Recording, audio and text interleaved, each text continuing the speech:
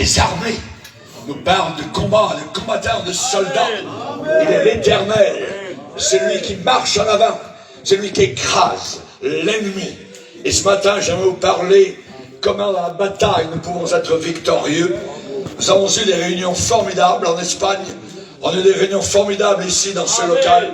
Nous bénissons Dieu, nous croyons que Dieu a été présent, que Dieu a répondu aux prières, que Dieu s'est manifesté au travers de sa puissante parole, le glaive du Saint-Esprit, devant lequel l'enfer tremble, devant lequel les démons sont obligés de fuir.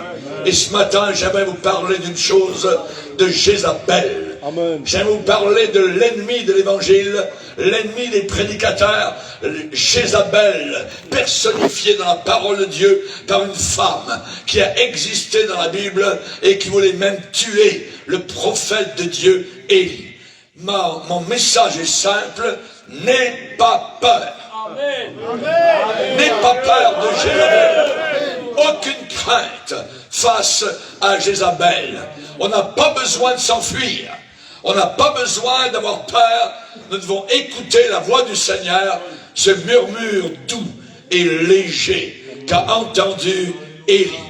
Ce que Dieu veut, c'est que chaque croyant soit en plein contrôle de sa propre vie. C'est-à-dire que nous ne laissions pas des trous, je dirais, dans le bateau, que l'eau ne rentre pas, que nous ne soyons pas des passoires, mais que nous soyons armés jusqu'aux dents. Alléluia. Gloire au Seigneur. La Bible est très claire. Notre marche chrétienne est dirigée, ordonnée par Dieu. La Bible est claire, ce n'est pas à l'homme, quand il marche, à diriger ses pas. Dieu dirige nos pas. Ce n'est pas par hasard que vous êtes ici aujourd'hui en train d'entendre la parole de Dieu, d'entendre des témoignages de délivrance, de guérison, de prier, d'entendre ces prières qui montent jusqu'au ciel devant le trône de la gloire. La Bible déclare, ceux qui ont confiance en Dieu ne seront pas confondus. Ceux qui ont confiance en Dieu ne seront pas confus. Si vous êtes victime de la peur, si vous êtes victime de la convoitise, si vous êtes victime de la dépression ou d'un certain abattement dans votre cœur, alors vous n'êtes plus en contrôle. À ce moment-là, vous n'êtes plus aux commandes.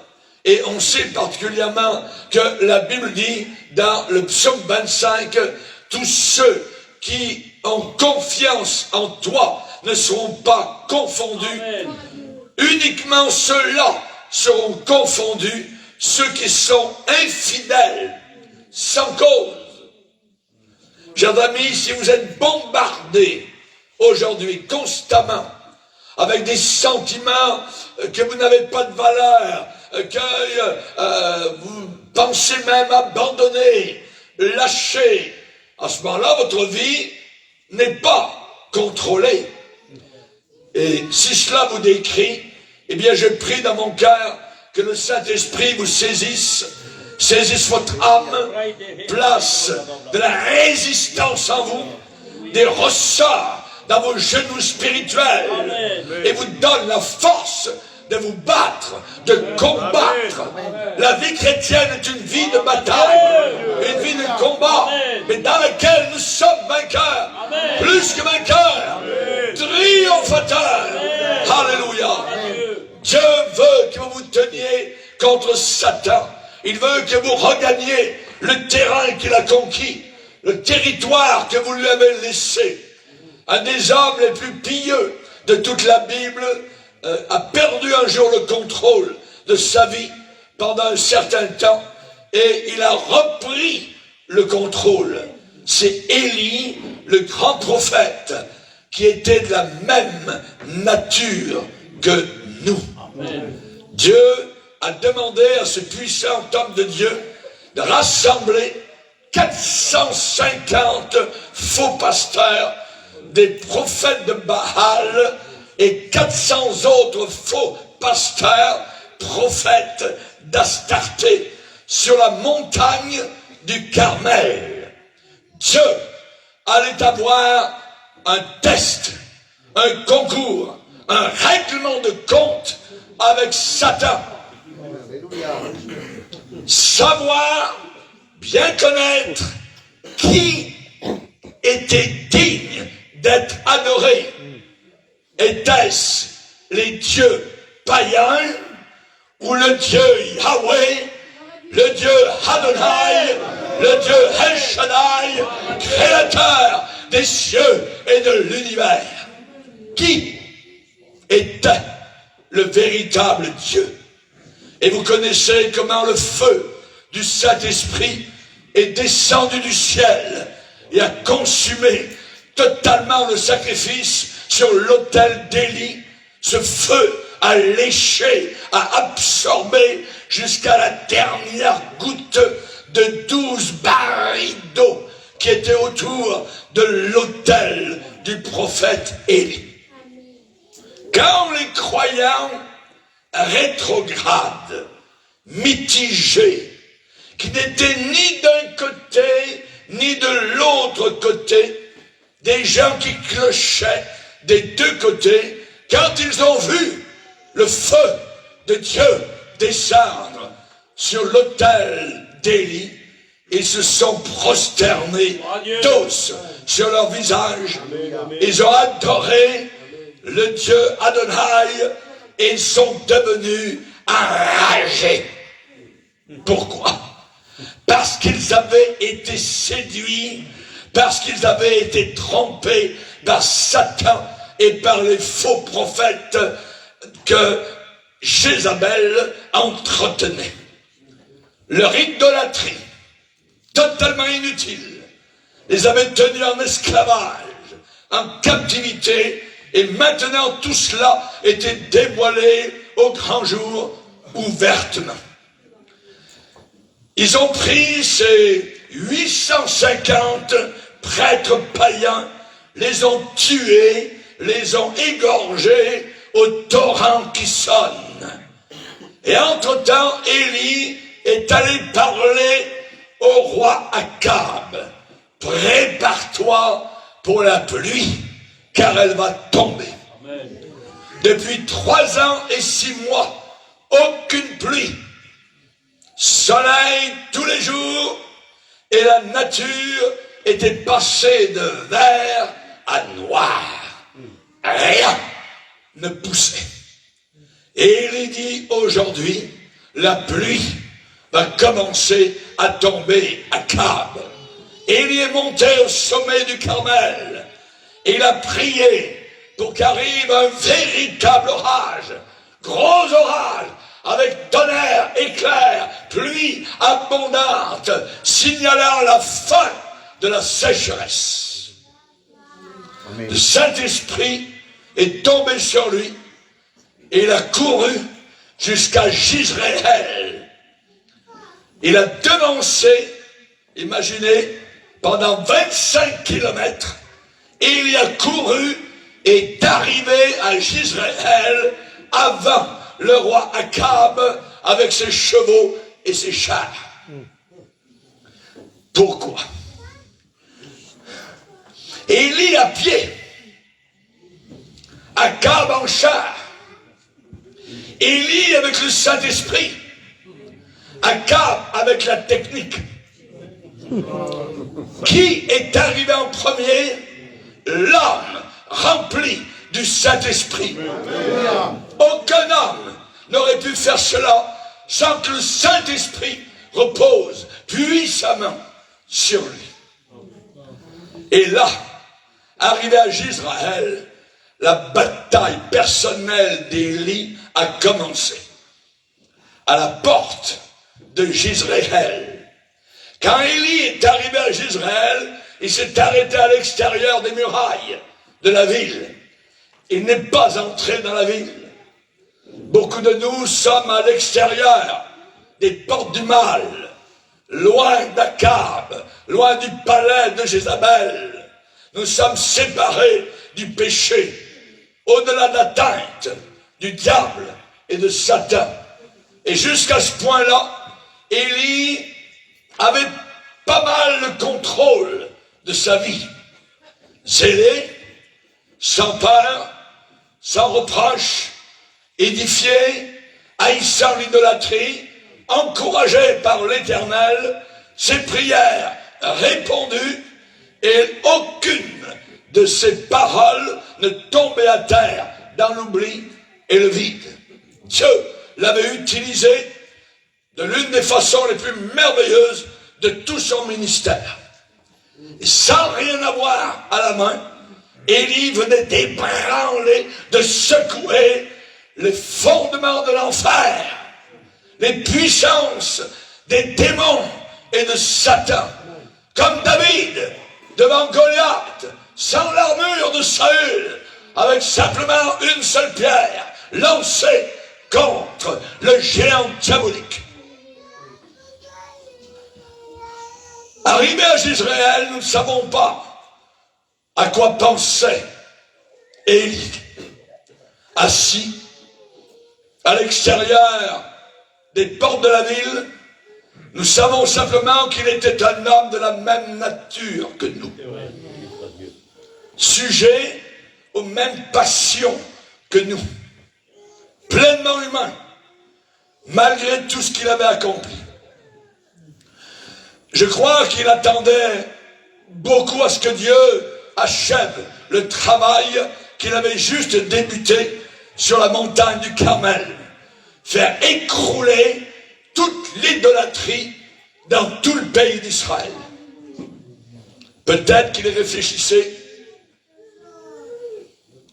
tous ces justes qui sont remis maintenant sur le bon pied, qui ont vu le feu tomber, vont se lever maintenant et expulser Jézabel de son palais. Elle doit certainement maintenant avoir très peur. Elle doit certainement être en train de faire ses bagages dans son palais, ses valises, et d'appeler un char pour s'enfuir. Peut-être qu'il va y avoir du désordre dans les rues, des émeutes. Les gens vont avoir besoin d'une voix venant de la part du Seigneur. Quand ça va commencer à éclater, il faut que je sois là. Et alors qu'il attendait à l'extérieur de la ville, il s'attendait à un mouvement de Dieu. Et il se sentait lui-même très important, très très utile, un puissant homme de Dieu. Vous pouvez expérimenter quelque chose de semblable à Élie.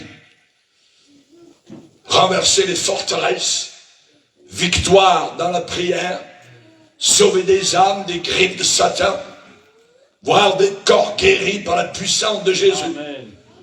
Être sous l'emprise des âmes, sous l'emprise de Satan, et cependant, malgré tout cela, expérimenter juste après une grande chute.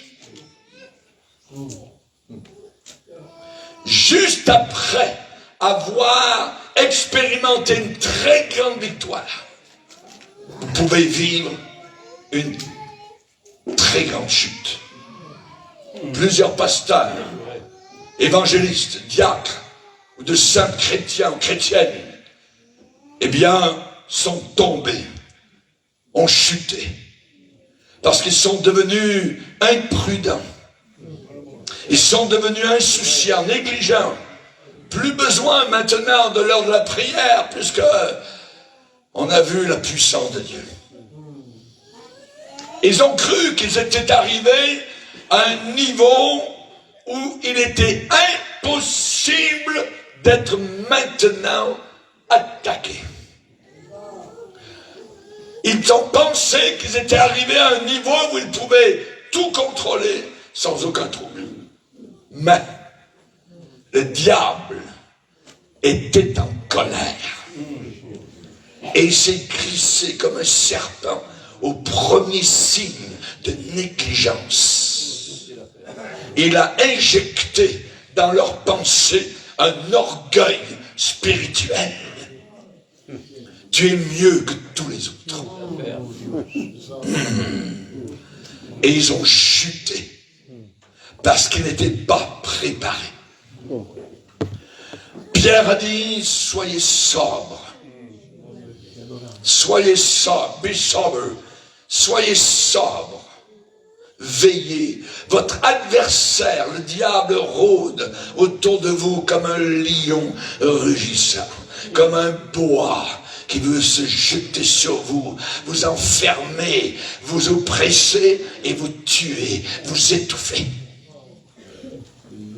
Prenez toutes les armes de Dieu afin de pouvoir résister dans le mauvais jour et tenir ferme après avoir tout surmonté.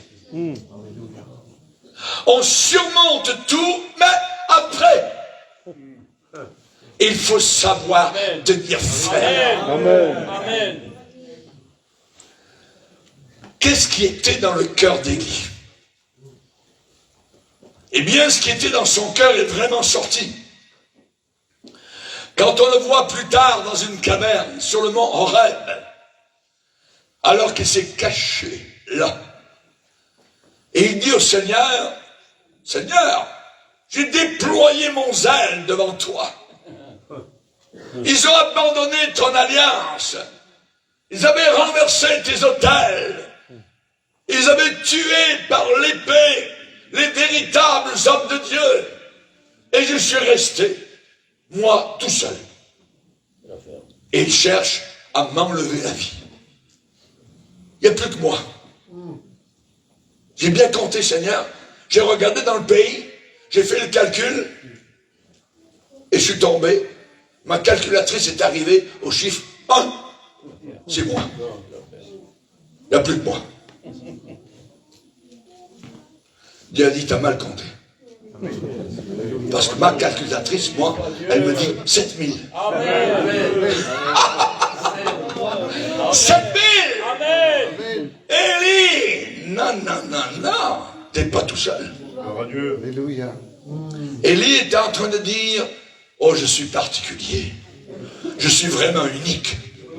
Je suis le seul qui est resté en Israël. Il y a juste moi qui combat pour toi, Seigneur.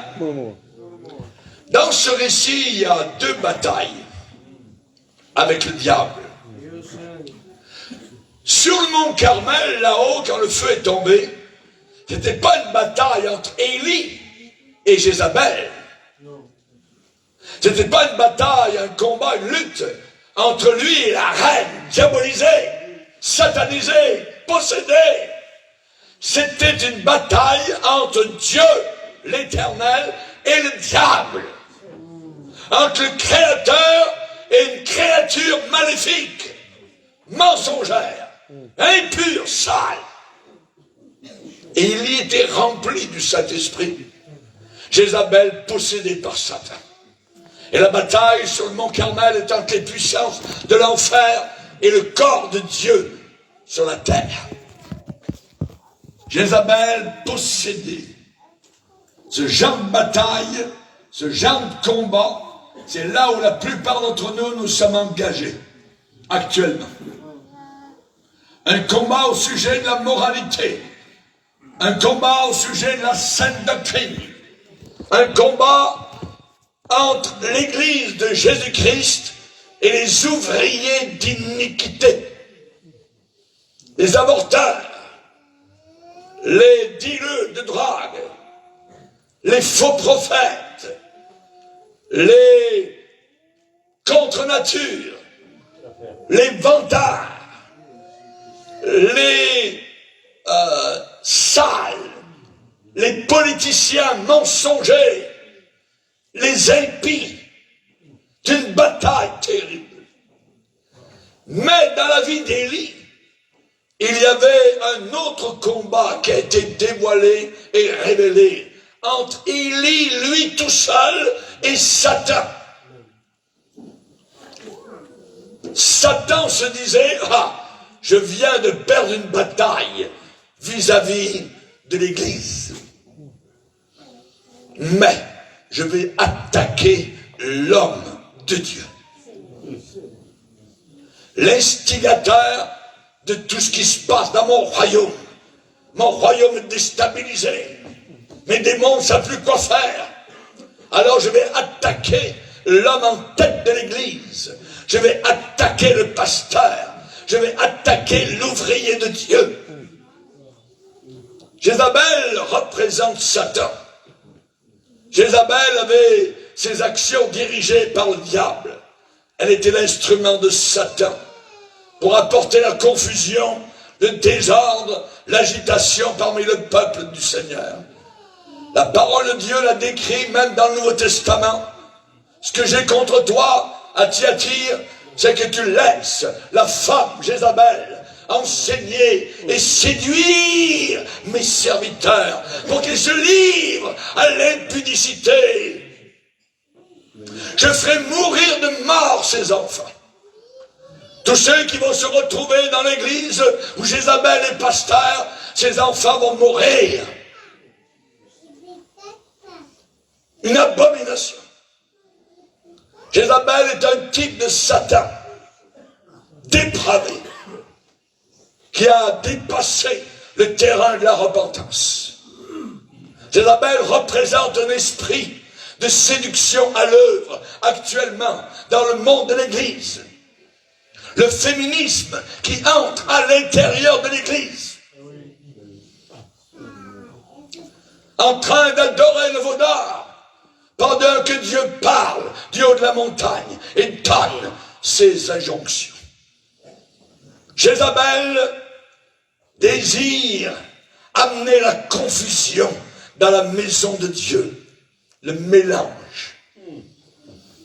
Et le but de cet esprit, c'est de voler à l'Église toute l'adoration qui doit revenir à notre Père Céleste. Car le Seigneur ne veut pas des adorateurs, il veut de vrais adorateurs. Amen. Amen. Des véritables adorateurs. Et cet esprit de Jézabel cherche à faire dériver, détourner les chrétiens pour qu'ils n'adorent plus Dieu avec un cœur pur, avec des mains saintes, avec un cœur sincère, authentique, repentant. Akab, l'époux marionnette de Jézabel, a rapporté à sa femme, en arrivant à Jezréel, ce qui était arrivé sur la montagne, là-bas, du Carmel. La Bible dit, Akab rapporta à Jézabel tout ce qu'avait fait Élie et comment il avait tué par l'épée tous les prophètes. Jézabel a écouté ça. Alors qu'Akab, son mari, lui raconte comment le feu miraculeux descend du ciel et tombé sur l'autel d'Élie. Comment le peuple s'est prosterné aussitôt sur le sol, dans l'étonnement, la stupeur, la crainte de Dieu. Comment ils ont crié, c'est l'Éternel El Shaddai qui est Dieu. C'est lui le vrai Dieu. C'est pas Moloch, c'est pas Astarté. C'est l'Éternel. Alléluia. Akab a raconté comment le Kison est devenu rouge du sang de ces 850 faux prophètes que Jézabel nourrissait chaque jour.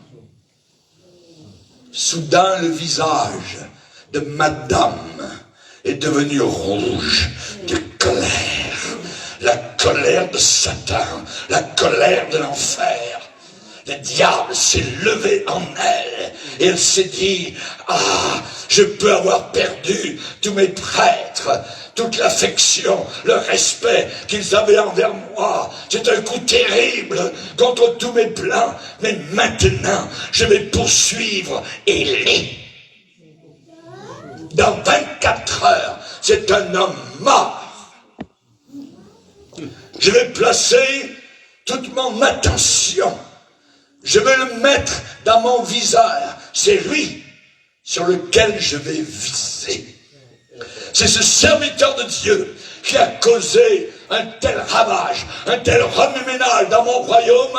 Je me fiche totalement de ce qui arrive d'autre. Il faut que j'aie le cadavre de cet homme dans mon palais dans 24 heures. À ce moment-là, Élie, est assis à l'extérieur des murailles d'Israël. Il réfléchit, il médite sur les affaires de Dieu, il est victorieux, il est irrépréhensible, irréprochable, il n'a aucune pensée mauvaise dans son esprit. Puis, soudain, semblant venir de nulle part, apparut un messager de Satan, avec un message en provenance de l'enfer. La Bible dit, Jézabel envoya un messager à Élie pour lui dire que les dieux me traitent dans toute leur rigueur si demain à cette heure je ne fais de ta vie ce que tu as fait de la vie de chacun de mes prêtres. Satan est en train de menacer. Élie, écoute bien, tu es déjà un homme mort. Tu es allé trop loin. Maintenant, la bataille, elle est entre moi et toi. Et tu es déjà un homme mort. Dieu a permis ce défi pour une raison. C'est que chaque chrétien consacré, pieux, doit expérimenter la même bataille. Se tenir contre les ouvriers d'iniquité. Vous voyez aujourd'hui les forces du mal à l'œuvre. Dans les cours de justice, les juges qui passent des lois pour exclure Dieu. Est-ce qu'on parle du Créateur à l'école? On enseigne à nos enfants du mensonge, que nous venons d'un singe. Les médecins tuent les bébés par milliers. Cette semaine, des milliers ont été tués. Les femmes contre nature prennent les pupitres des églises. Satan est en train de travailler contre tout le corps de Christ. C'est une bataille organisée. C'est une bataille corporelle.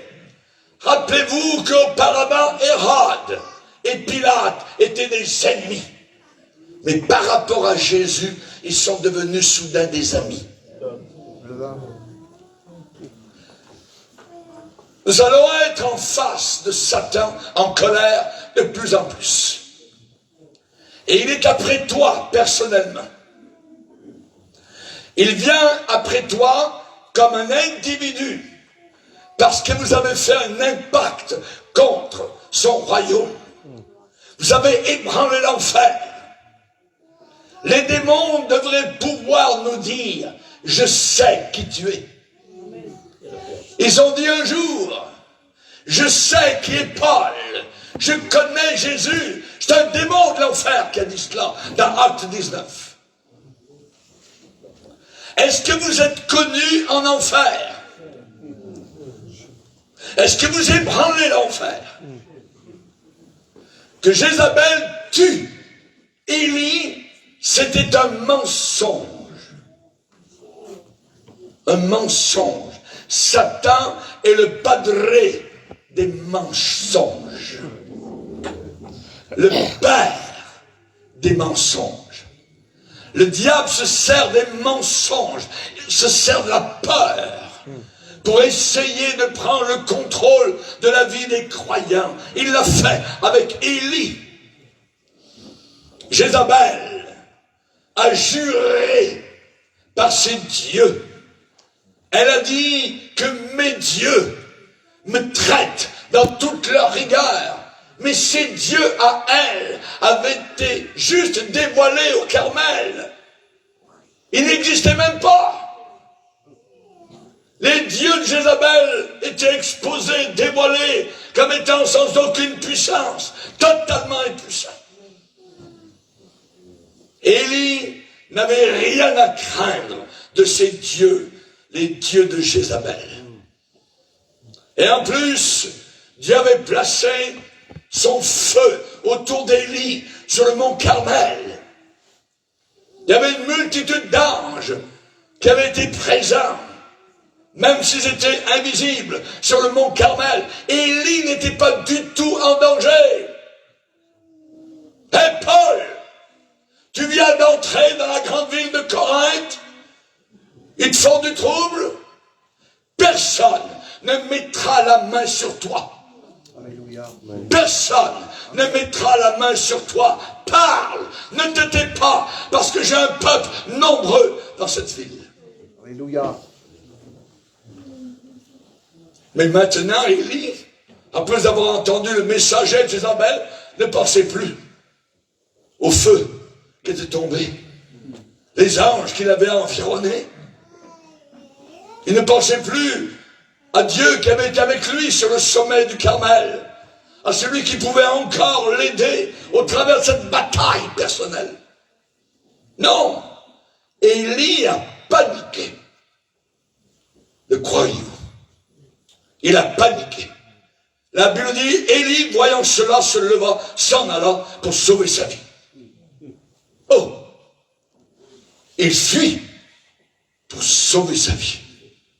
En juste quelques heures, il est allé d'une très grande assurance, une très grande autorité, à la peur, désespoir, à la confusion.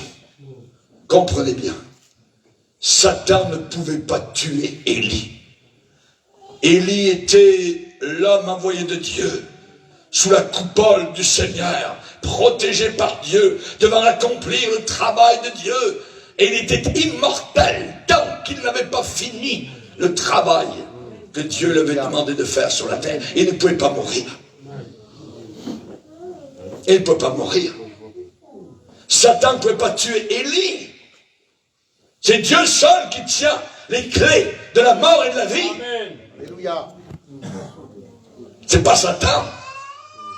Satan ne voulait même pas le tuer parce qu'il savait que la mort allait propulser l'apôtre Paul dans la présence de Dieu. Et il ne pourrait plus rien faire contre lui.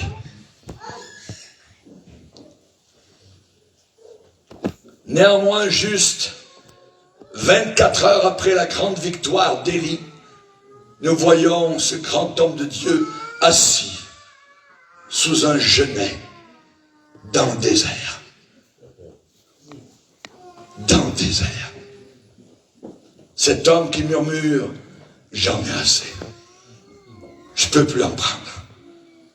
Seigneur, c'est ici l'arrêt terminus.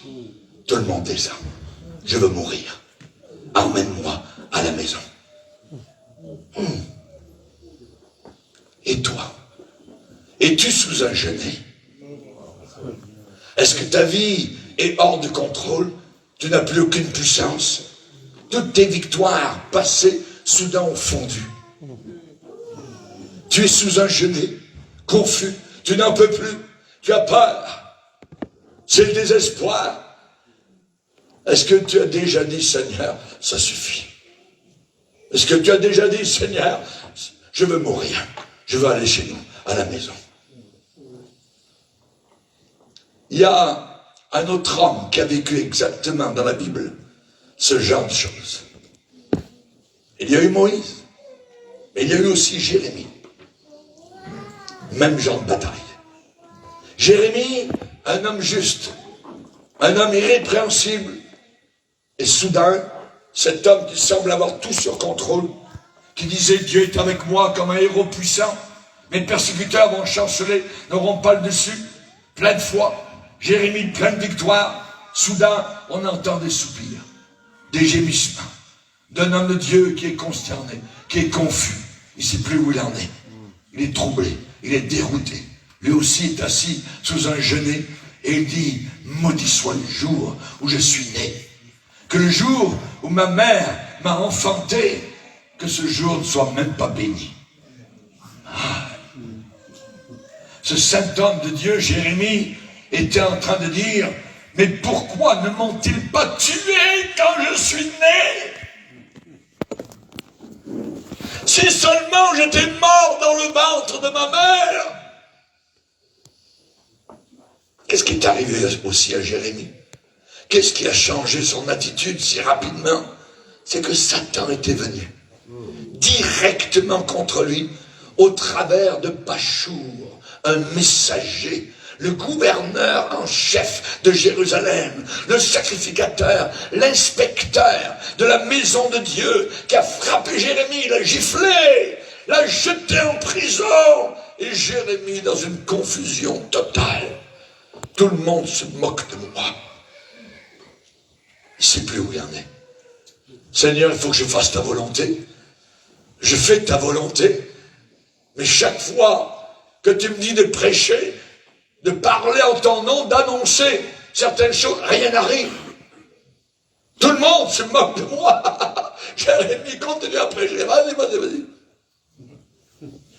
Seigneur, mais ta parole est devenue la risée de tous les jours. Est-ce que vous marchez d'une manière droite, sainte, devant le Seigneur? Votre cœur est affermi, votre cœur est bien établi pour lui obéir, pour vraiment l'aimer? Est-ce que vous avez faim de Dieu? Marchant dans sa puissance, obéissant à la lumière qu'il vous a accordée? Je vais vous avertir d'une chose, si vous êtes ce genre de personne. Il est possible d'avoir un temps où les choses pourront sembler être hors de contrôle, où vous ne saurez plus où est-ce que vous en êtes. Dans votre temps de plus grande bénédiction, l'ennemi viendra vers vous à cause de ce que vous avez fait comme dégâts dans son royaume. On sait très bien que les drogués, les alcooliques, les impies vivent leur vie totalement hors de contrôle, façon désordonnée. Mais il y a des gens pieux aussi qui passent des périodes où ils courent se cacher quand le diable les attaque, les poursuit. Ils ne résistent plus. Ils ne font pas face. Leur vie est hors de contrôle. Néhémie a dit un jour, un homme comme moi, prendre la fuite? Non, je ne fuirai pas. Il n'y en a pas beaucoup de ce genre, Néhémie. Un homme comme moi prendre la fuite. Beaucoup de nous avons déjà fui comme Élie. Peut-être vous êtes sous attaque. Maintenant, assis sous le genet du découragement, dans la confusion, vous êtes étourdi. Ce que vous venez d'apprendre, d'entendre, la nouvelle qui vous arrive, le email que vous venez de recevoir, voyons donc. Vous êtes stupéfait. Vous êtes hébété. Et vous dites au fond de votre cœur, mais Seigneur, j'en ai assez. Ça suffit, prends-moi. Viens me chercher. Emmène-moi à la maison là-haut. Alors, je vais vous montrer aujourd'hui comment reprendre contrôle. Comment reprendre contrôle. Comment ne pas laisser à Satan l'avantage. Comment regagner, revaincre en conquistador le territoire, le terrain que vous avez perdu et que vous avez abandonné au diable. 3 choses. Que faire pour récupérer le terrain perdu? Vous devez premièrement toujours vous rappeler que Dieu est avec vous. Amen. Amen. Dieu ne t'a pas abandonné. Que Dieu t'ait abandonné est un mensonge de Satan. Dieu ne t'a pas abandonné. Il faut se rappeler que Dieu est avec toi. Pendant chaque attaque de Satan, Dieu est là.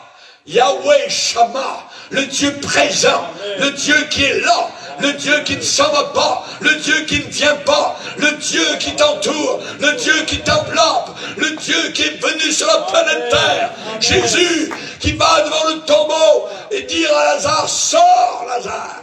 Le mort sort. Cet homme-là, ce Dieu-là, ce Dieu-homme est avec toi. Il a promis en disant, je ne t'abandonnerai jamais, je ne te délaisserai jamais. Que peut me faire une Jézabel? Que peut me faire un homme? Que peut me faire Pachour? Une femme Oublie-t-elle l'enfant qu'elle allait? Si elle l'oubliait, je ne t'oublierai jamais. Je t'ai gravé sur mes mains. Je t'ai gravé sur mes mains. Et tes murs de solitude, tes murs endeuillés, tes murs de misère, tes murs qui vraiment démontrent que tu es dans une passe très dure, eh bien ces murs-là sont toujours sous mes regards. Je vois, je sais, je connais. Relisez tous les messages aux églises de l'Apocalypse. Il y a un leitmotiv qui revient tout le temps. Je connais. Je connais, je sais, je sais. Si Dieu sait, merci. Amen. Merci Seigneur. Alléluia. Quand les montagnes, quand les Pyrénées iraient se jeter dans l'océan Atlantique, mon amour ne s'éloignera pas de toi. Mon amour restera proche de toi. Je t'aime d'un amour éternel. Gloire à Dieu. Alléluia. Alléluia. Hey Josué, Moïse est décédé. Mais comme j'ai été avec Moïse, je serai avec toi. Prends courage. Je serai avec toi. Il était dans le désespoir total. Totalement dans la confusion, abattu, complètement dans la peur, découragé. Il voulait tout lâcher. Et Dieu s'est incliné. Dieu au des balcons célestes. Dieu a regardé, Dieu a vu, Dieu savait. Et Dieu a vu son abattement. Il lui a envoyé un ange privé. Comme maître d'hôtel et cuisinier. La Bible déclare un ange le toucha. Et lui dit, Élie, lève-toi. Mange. Regarde. Bois. Il y a une cruche d'eau. Alléluia. Vous a-t-on servi déjà un repas si riche en vitamines et en nutriments que vous n'avez plus eu d'autres repas pendant 40 jours et vous avez marché chaque jour. Quel repas. Alléluia. Et avec Dieu, c'est un repas merveilleux. Depuis que je suis sauvé il y a 55 ans, je mange tous les jours à la table du Seigneur et c'est merveilleux. Nos forces physiques, spirituelles sont renouvelées chaque matin. Ces grâces sont là. On peut s'abreuver à sa source. On peut manger à sa table. Quel pain béni. Alléluia. Gloire au Seigneur. Alléluia. Voilà ce que je crois. Je crois que Dieu a dit à l'ange, avant de l'envoyer vers Élie dans le désert sous son genêt, écoute bien, sois patient avec lui. Il est blessé. Il est confus. Alléluia. Il est découragé. Il se pose beaucoup de questions. Il veut mourir. Mais en réalité, il veut continuer à vivre. Amen. Il ressent qu'il est totalement inutile. Il croit qu'il est à la fin de sa corde. Mais je l'aime encore. Amen. Je l'aime encore et j'ai beaucoup de travail à faire encore pour lui dans mon royaume. Et bientôt, je vais réveiller son esprit. En attendant, descends vers lui, nourris-le bien, rafraîchis-le. Dis-lui que son voyage est long. Dis-lui que son voyage est très long. Et il ne pourra pas le faire sans manger la nourriture que je vais lui accorder, ni le breuvage que je vais lui donner. Merci Seigneur de ce que l'ange a fait exactement cela à Élie. Et pour nous, le voyage est trop long aussi. Il est trop long aussi. On ne pourra jamais y arriver. Mais on nous a laissé sa parole. On nous a laissé le pain béni. On nous a laissé la Sainte Bible. Et c'est bien mieux que n'importe quel ange. La parole de Dieu. Alléluia. Le Seigneur nous dit, va vers ma parole, mange, bois, abreuve-toi, tu vas trouver toute la force dont tu as besoin pour passer au travers de cette épreuve. Je suis moi-même le pain de vie.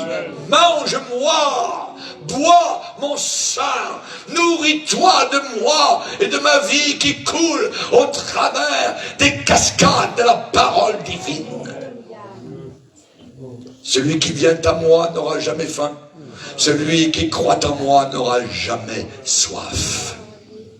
Première chose, ne jamais oublier, Dieu est avec toi. Deuxièmement, pour reprendre le contrôle, il faut bien entendre le murmure doux et léger de la voix du Seigneur. Amen. La voix du Saint-Esprit vous posera la même question. Que fais-tu ici, Élie? Mais qu'est-ce que tu es en train de faire ici? Dans la caverne du désarroi, dans la caverne du doute. Tu ne sais plus où tu en es. Hey, qu'est-ce que tu fais ici? Dieu était en train de lui dire, jusqu'à quand tu vas laisser Satan te mentir? Quand vas-tu te réveiller? Quand est-ce que tu vas dire, ça suffit, cette folie? Ça suffit, Jézabel, et ses mensonges. Quand est-ce que tu vas dire, hey, c'est le temps que je me relève, c'est le temps que je puisse prendre position, c'est le temps de résister, de répliquer et de prendre le contrôle. Peut-être que le Seigneur est en train de te dire la même chose maintenant, en cet instant. Pourquoi te caches-tu ici? Dans le désespoir, dans le découragement. Pourquoi continues-tu à vivre dans la peur, dans la dépression? Hey, debout, lève-toi. Jusqu'à quand vas-tu laisser les choses continuer ainsi? Lève-toi. T'as envie de quitter l'église? Hey, t'as envie de quitter le ministère? Dieu t'a appelé. Ces appels sont irrévocables. Lève-toi. T'as pas besoin d'avoir peur. Jézabel marche avec Satan. Elle marche avec le royaume du mensonge. C'est pas vrai. Tu ne mourras pas dans 24 heures. Ton travail pour moi n'est pas achevé. Non. Tu ne peux pas mourir tant que tu n'as pas fini le travail que j'ai pour toi sur la terre. Amen.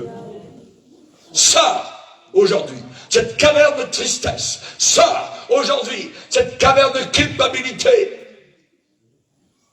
2 fois, la même question a été posée à Élie. Et il a répondu, Seigneur, ils ont tué tous tes prophètes. Je suis resté moi seul. Et ils essayent de me tuer. La première fois que la question a été posée, que fais-tu ici? Élie a répondu que sa sainteté personnelle, que son zèle brûlant lui avait amené du trouble. Et la deuxième fois que Dieu a répété la même question, Élie n'a pas dit toute la vérité la première fois. Dieu cherchait ce qui était caché dans le fond du cœur d'Élie. Dans le creux de son cœur, la vraie raison pourquoi son âme était par terre, découragée dans la confusion. Élie a dit, Seigneur, pourquoi tu laisses le diable m'attaquer? Pourquoi tu laisses le diable m'enlever ma joie? Je ne mérite pas un tel traitement. Je t'ai servi, j'ai marché dans la sainteté, dans l'obéissance, j'ai fait ce que tu m'as demandé de faire. Et malgré tout cela, malgré mes temps de prière, malgré toutes mes prédications, malgré toute mon obéissance, j'ai fini avec la plus grande bataille que j'ai jamais vécue de toute ma vie. Pourquoi, Seigneur? Est-ce que c'est un peu ça, ce qui se passe dans votre vie? Vous avez essayé de faire tout votre possible pour faire la volonté de Dieu, l'œuvre de Dieu. Vous vous êtes donné corps et âme, de tout votre cœur, votre énergie, mais cependant vous êtes tombé sur une mine qui a explosé. Vous êtes tombé sur une attaque de Satan. Et Dieu vient vers toi maintenant. Pourquoi es-tu si abattu? Pourquoi es-tu si découragé? Pourquoi est-ce que tu paniques? Pourquoi? Derrière tout cela, c'est quoi ton véritable problème? Qu'est-ce qui est au fond de ton cœur? Et Élie dit, répète, mais je ne mérite pas d'avoir ça, Seigneur. J'ai essayé de te plaire.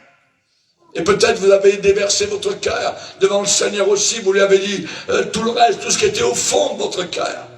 Seigneur, je suis fatigué de toutes les leçons que tu veux m'apprendre. Je ne veux plus rien apprendre de plus. C'est ça que Élie est en train de dire à Dieu. Terminé, Seigneur. Tu m'as appris beaucoup de choses, mais là maintenant, ça suffit. Je ne veux plus rien apprendre de toi.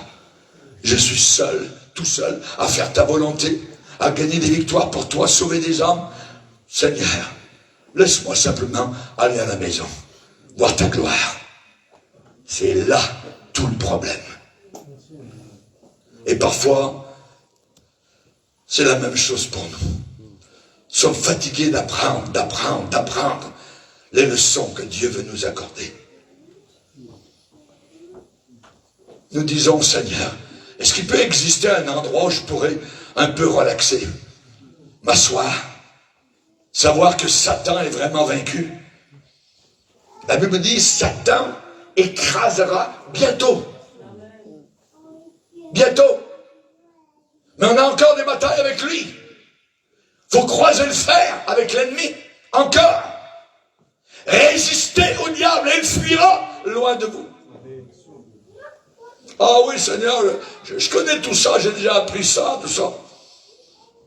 Il y a beaucoup de chrétiens qui pensent que résister au diable, c'est parler fort contre lui, ainsi de arrière de moi, et ainsi de suite. Mais ça ne va pas.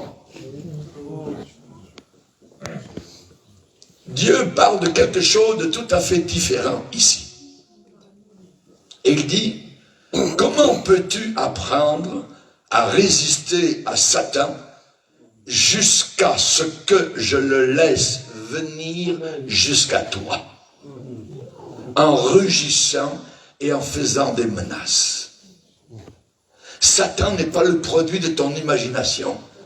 Satan, ce n'est pas un fluide qui se balade, c'est un être. C'est quelqu'un. C'est un vrai démon. C'est le diable. C'est Satan. Et tu dois apprendre à t'opposer à lui.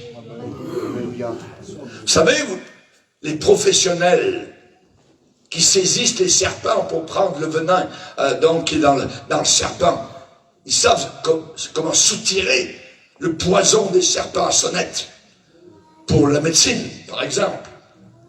Ces gens-là sont entraînés à aller directement à l'intérieur des trous des serpents, des repères de serpents, tout au creux. C'est la seule façon pour se débarrasser de leur peur et pour apprendre à connaître les stratagèmes, les dispositions de ces différents serpents, comment ils agissent, comment ils réagissent, comment ils opèrent. Et Dieu veut nous emmener dans le repère pour nous tenir face à face avec Satan, pour qu'on entende ses mensonges habiles, rusés, ses rugissements, pour apprendre à lui résister.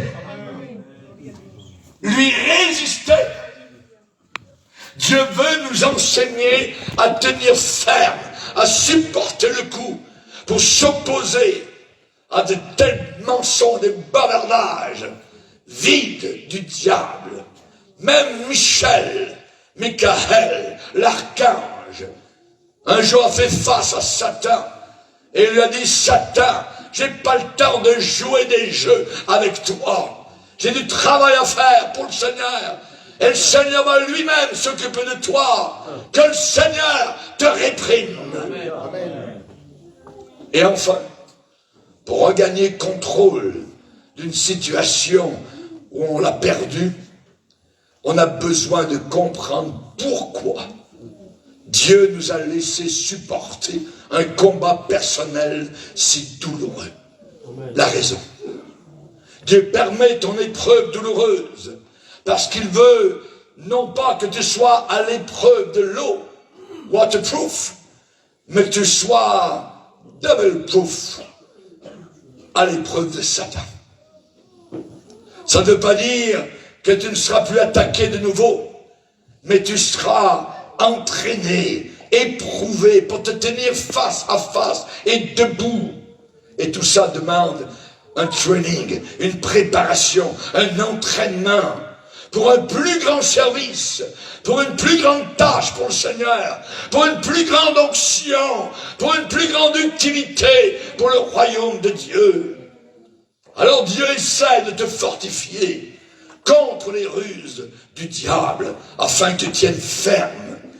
Et il suscite encore aujourd'hui un corps de croyants qui ont déjà fait face au diable, qui ont été affermis contre lui, qui connaissent ses ruses, ses stratagèmes, et qui n'ont pas peur de lui. Et Dieu dit, quand tu ne comprendras pas pourquoi tu passes par cette épreuve, tu auras déjà repris tout le terrain que tu avais perdu. Alléluia. Et alors tu seras de nouveau au contrôle de ta vie personnelle par la puissance glorieuse du Saint-Esprit. La Bible dit, l'Éternel a fermé les pas de l'homme. L'Éternel a fermé, renferme les pas de l'homme. S'il tombe, il n'est pas terrassé. Élie n'a pas été terrassé. Et l'apôtre Pierre dit, après avoir souffert un peu de temps, après avoir souffert, il vous perfectionnera lui-même. Il vous affermira lui-même. Il vous fortifiera lui-même. Il vous rendra inébranlable. Inébranlable. Uncheckable.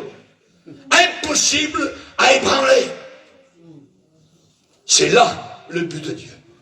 Et quand l'épreuve d'Élie a été achevée, il n'a plus jamais fui de nouveau. Et cela jusqu'à son enlèvement au Jourdain. Quand les chars de Dieu sont apparus, les chars de feu et les anges sont venus pour l'enlever, Élie était à son poste.